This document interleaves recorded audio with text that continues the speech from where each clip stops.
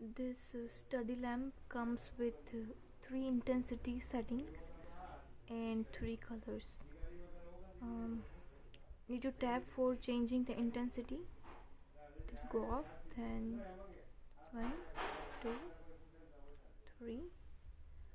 If I want to change the color, then I need to hold this button. I hope it's visible. I need to hold this button,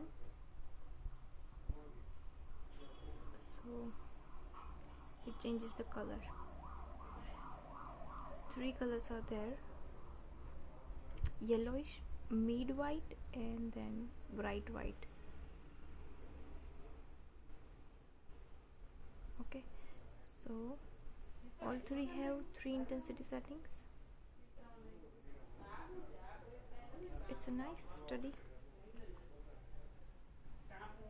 You can change it as required. Here also, here pen stand is also there. I've removed from here.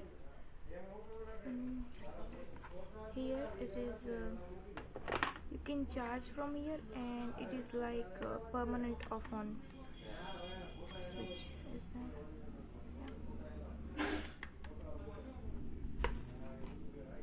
That is all. It's nice, you can buy.